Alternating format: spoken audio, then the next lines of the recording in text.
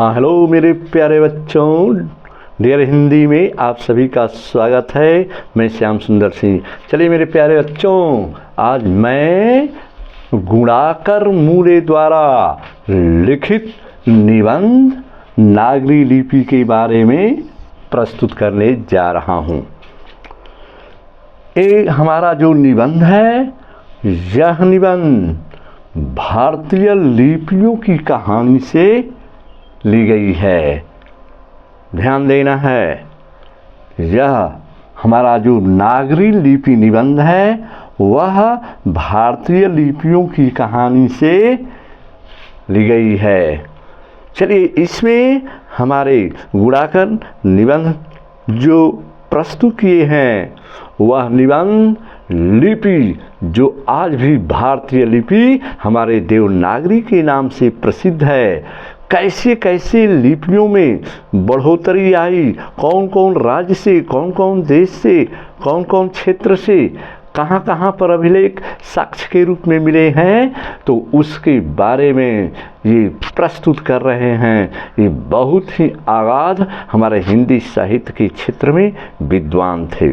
चलिए, पहले प्रस्तुत कर रहे हैं हमारे नागरी लिपि कि जिस लिपि में यह लेख छपा है उसे हम नागरी या देवनागरी लिपि कहते हैं। जैसे हमारा नागरी लिपि, और करीब 2 सदी पहले पहली बार इस लिपि का टाइप बने और इससे में पुस्तक छपने लगी, इसलिए इसके अक्षरों में स्थिरता आ गई। हिंदी तथा इसके विविध बोलियां देवनागरी में लिखी गई हैं। हमारे पड़ोसी देश नेपाल या नेपाली के जो वे नेवारी भाषाएं भी इसी लिपि में लिखी गई हैं। मराठी भाषा की जो लिपि है वह देवनागरी लिपि है। मराठी में सिर्फ एक अतिरिक्त जो अक्षर है, हमने प्राचीन काल में संस्कृत का प्राकृतिक भाषाओं में यह ध्वनि थी और इसके लिए अनेक अभिलेखों में अक्षर मिलता है, बता रहे हैं हमारे गुणाकर मूले। आगे बता रहे हैं कि गुजराती लिपि देवनागरी से अधिक भिन्न रही है, अलग अलग क्षेत्र का। बंगला लिपि प्राचीन नागरी लिपियों की पुत्री नहीं है तो जरूर बहन है। ध्यान देना है, एक साथ का दूसरे साथ से संबंध। और हाँ, दक्षिण भारत की लिपियाँ जो वर्तमान नागरी में काफ़ी भिन्न दिखाई देती हैं, लेकिन यह तथ्य हमें सदैव स्मरण रखना चाहिए कि कुछ भी जो दक्षिण भारत की लिपियाँ जो मिली हैं वह नागरी लिपि अधिकतर प्राचीन ब्राह्मी लिपि में मिली है। ध्यान देना है, 2 लिपियां के बारे में तो बहुत मशहूर है, एक खरोष्ट लिपि और एक ब्राह्मी लिपि। तो आगे, अभी कुछ समय पहले तक दक्षिण भारत में पोथियां लिखने के लिए नागरी लिपि का व्यवहार होता था, और दरअसल नागरी लिपि का आरंभिक लेख अधिकतर हमें दक्षिण भारत से ही प्राप्त हुए हैं। ध्यान देना है बच्चे, और जो लिपियाँ दक्षिण भारत से प्राप्त हुए हैं इन्हें दक्षिण भारत में नागरी लिपि या इसको हम नंदी नागरी लिपि के नाम से जानते हैं। ये प्रश्न भी बनकर आता है कि नंदी नागरी का तात्पर्य क्या है, तो दक्षिण भारत से जो लिपियाँ प्राप्त हुए हैं वही है नंदी नागरी के बारे में। कोंकण के शिलाहार, मान्यखेट के राष्ट्रकूट, देवनागरी के यादव तथा विजयनगर के शासकों के लेख अधिकतर नंदी नागरी में मिले हुए हैं। पहल जब विजयनगर के राजाओं के लेखों की लिपियां जो आई वह नंदी नागरी के नाम से आई। चलिए आगे, लेखक परिचय देते हुए एक नागरी लिपि के बारे में बता रहे हैं हमारे गुणाकर मूले कि जो दक्षिण भारत में तमिल, मलयालम, तेलुगु, कन्नड़ लिपियों की स्वतंत्र विकास हो रहा था, फिर भी दक्षिण भारत में अनेक शासकों ने इस नागरी लिपि का इस्तेमाल किया है। राजराज और राजेंद्र जैसे प्रतापी चोल राजाओं 11वीं सदी में जो सिक्कों पर नागरी अक्षर देखने को मिलते हैं, यह भी नागरी 12वीं सदी के केरल के शासकों के सिक्कों पर वीर के लस्य जैसे नागरी लिपि हमें मिलते हैं, नागरी लिपि में। और जितनी भी लिपियां हैं सुदूर दक्षिण से प्राप्त वरगुण का पलियम तामपत्र और 9वीं सदी नागरी लिपि में मिलते हैं।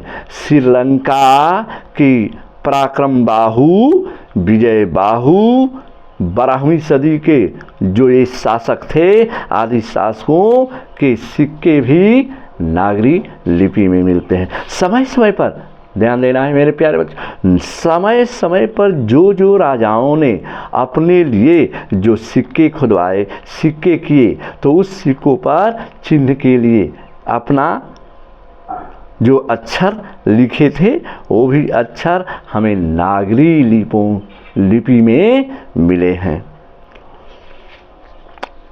मुहम्मद, यहाँ पर लेखक बता रहे हैं कि मुहम्मद गजनवी के बाद मुहम्मद गोरी, अलाउद्दीन खिलजी, शेरशाह आदि शासक भी जो भी सिक्के चलाए थे, उनके भी शब्द जो हैं नागरी लिपि में मिलते हैं। बादशाह अकबर ने तो ऐसा सिक्का चलाया था जिसमें राम सीता की आकृति है और नागरी लिपि में उसमें राम सिया शब्द का प्रयोग किया गया है। अधिकतर ये भी नागरी लिपि में मिलते हैं। लोग कहते हैं कि अकबर कालीन समय अकबर एक ऐसा शासक था जो कि हिंदू और मुस्लिम को मिलाने का काम किया था, जो दीन इलाही धर्म चलाया था। अन्य क्षेत्रों का वर्णन करते हुए हमारे बता रहे हैं कि यदि गुप्त काल की लिपि को ली जाए तो गुप्त काल में ब्राह्मी लिपि मानी जाती है, गुप्त काल की लिपियां। और ध्यान देना है, गुप्त काल की जो ब्राह्मी लिपि के बाद एक और लिपि आई जिसका नाम था सिद्धम लिपि, जो अक्षरों के सिरों पर छोटी आड़ी लकीरों की ठोस तिकोने मिलते हैं। लेकिन नागरी लिपि का मुख्य पहचान है कि इसके सिरों पर पूरी लकीरें बन जाती हैं और ये सिरोरेखा उतना ही लंबी रहती हैं जितना कि अक्षर की चौड़ाई होती है। और कुछ बता रहे हैं कि दक्षिण भारत से नागरी जो नंदी नागरी लिपि के लेख 8वीं सदी में मिलने लगते हैं, उसमें उत्तर भारत से 9वीं सदी से प्राप्त होते हैं। और बताया गया है कि जो नागरी लिपि, देवनागरी लिपि को नंदी नागरी के नाम से क्यों बताया गया है, तो ध्यान देना है, नागरी नाम की उत्पत्ति का इसके बारे में विद्वानों ने अपना अलग अलग मंतव्य व्यक्त किया है। एक मत मानता है कि गुजरात के नागर ब्राह्मणों ने पहल इस लिपि का आविष्कार किया था, इस्तेमाल किया था। इसके बाद तब इसका नाम पड़ा नागरी लिपि। और अन्य अपना अपना विचार व्यक्त कर रहे हैं, बता रहे हैं कि और सब जो भी हमारी काशी नगरी है वहाँ देवनागरी है, इसलिए काशी में प्रयुक्त लिपि का नाम देवनागरी पड़ा। अलग अलग अपने क्षेत्रों में विद्वानों का मत है कि किस किस क्षेत्र में, कौन कौन क्षेत्र में, जैसे नगर से नागरी लिपि के बारे में बताया गया है। चलिए, अल्बेरुनी का इतिहास बता रहा है कि 1030 ईस्वी में लिखा है कि मालवा में नगर लिपि को इस्तेमाल होता था और उसके आसपास के जो भी नागरी लिपि लिखी गई उसमें यह पूर्ण रूप से स्पष्ट है। चलिए आगे बता रहे हैं हमारे लेखक, गुणाकर मूले की नागरी शब्द यदि नगर अर्थात बड़े बड़े शहर से संबंधित है। पादताटकम नामक एक नाटक से जानकारी मिलती है कि एक विशेष शैली को नागर शैली कहते हैं।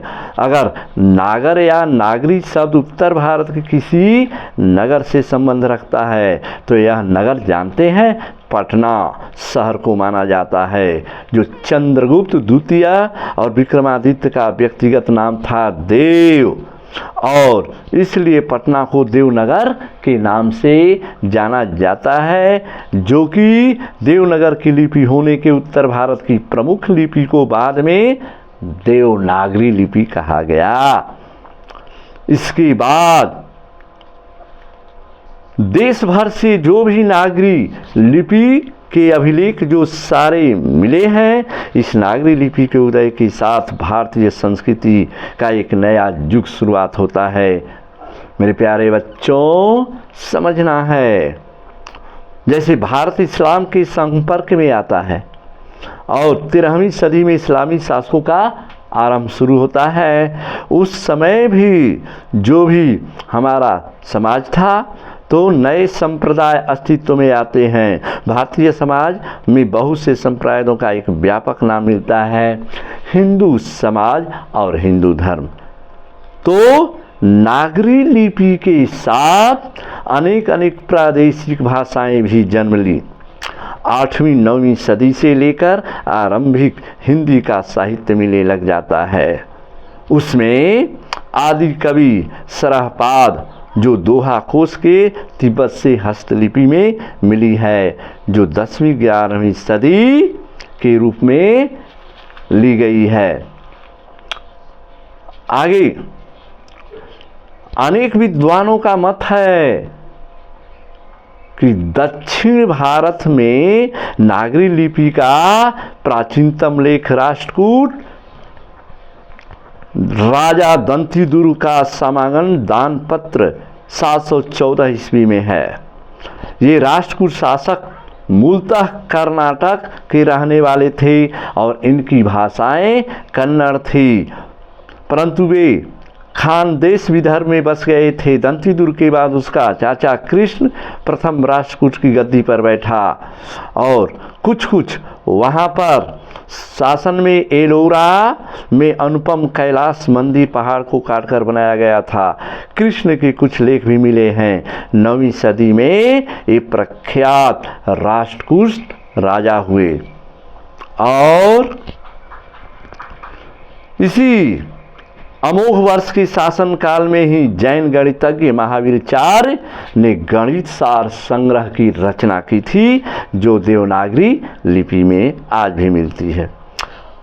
आगे बता रहे हैं हमारे गुणाकर मूले द्वारा लिखित जो नागरी लिपि है कि ईसा कि 11वीं सदी से नागरी लिपि में प्राचीन मराठी भाषा के लेख जो मिलने जाते हैं, वह जो है शिलाहार के शासक केसीदेव प्रथम के एक शिलालेख में मिला है, जो संस्कृत मराठी भाषाओं में इनकी लिपि नागरी है और इसे मराठी का आद्य लेख माना जाता है। नागरी लिपि में लिखा गया यह ताम्रपट पर 1060 ईस्वी का ये लेख है। आगे बता रहे हैं कुछ अक्षरों के बारे में। देवनागरी यादव देवगिरी के यादव राजाओं के नागरी लिपि भी बहुत सारे मिलते हैं। यादव राजा जैसे रामचंद्र 13वीं सदी के ताम्रपत्र में ए और ओ की मात्राएं अक्षर जो लिखी गई हैं, ये अक्षर बाईं ओर से हैं।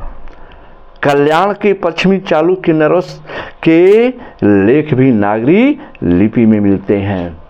अन्य क्षेत्रों से लेते हुए उड़ीसा कलिंग प्रदेश में ब्राह्मी की एक विशेष शैली कलिंग लिपि का अस्तित्व था, परंतु वहाँ गंग वंश के कुछ शासकों के लेख वहाँ भी नागरी लिपि में मिले हैं। चले आगे बता रहे हैं कि नागरी लिपि के लेख न केवल पश्चिम तथा पूर्व भारत में बल्कि सुदूर दक्षिण भारत से भी मिले हैं। दक्षिण भारत के पांड्य प्रदेश के राजा वर्गुण के पलियम ताम्रपत्र मिले हैं।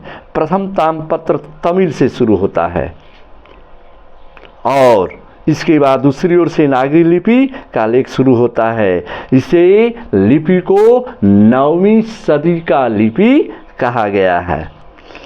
और उत्तर भारत में पहल गुर्जर प्रतिहार राजाओं के लेख भी आज भी नागरी लिपि में देखने को मिलता है। कुछ भी हो, अनेक विद्वानों का मत है कि गुर्जर प्रतिहार बाहर से आए हुए थे। ईसा की 8वीं सदी पूर्वार्ध में अवंती प्रदेश में इन्होंने अपना शासन खड़ा किया और बाद में कनौज पर भी अधिकार कर लिया था, जिसमें ध्यान देना है मिहिर भोज, महेंद्रपाल आदि प्रख्यात प्रतिहार शासक हुए। और मिहिर भोज जो 840 से लेकर 81 ईस्वी की ग्वालियर प्रशस्ति नागरी लिपि में लिखी गई है, जो संस्कृत भाषा में प्रस्तुत है। आगे लेखक बता रहे हैं कि हमने उन्हीं आरंभिक नागरिकों को लेखों में संक्षिप्त चर्चा की है जो देश के विभिन्न भागों से मिले हैं। 12वीं सदी के बाद हम उत्तर भारत के सभी हिंदू शासकों को देवनागरी लिपि का इस्तेमाल करते हुए देखते हैं। हमने यह भी लिखा है, बताया है कि कुछ इस्लामी शासकों ने भी अपने सिक्कों पर जो है नागरी लेख अंकित किए हैं। इस तरह से हमारे गुणाकर मूले द्वारा जो रचित निबंध है, तो अनेक क्षेत्रों से दक्षिण भारत से लेकर हमारे काशी नगरी से लेकर जो हमारे प्राचीन पाटलिपुत्र जो कि माना गया है, ये भी पटना बड़े शहर नगर, तो जहाँ जहाँ भी लिपियाँ मिली हैं वो सब लिपियाँ देवनागरी में मिली हैं। यह निबंध हमारे ध्यान देना है भारतीय लिपियों की कहानी से लिया गया है। मेरे प्यारे बच्चों, बोर्ड परीक्षा की मुख्य उद्देश्य से इस निबंध में पहला जो है ध्यान देना होगा। जरूर प्रश्न कभी कभी आता है कि नागरी लिपि किससे लिया गया है, तो भारतीय लिपियों की कहानी से लिया गया है। इस प्रकार प्रस्तुत निबंध में हमारे गुणाकर मूले ने बताते हुए देवनागरी के बारे में अपना पूर्ण मत को स्पष्ट करते हुए हमें अवगत कराया है। बस आज के लिए इतना ही मेरे प्यारे बच्चों, धन्यवाद।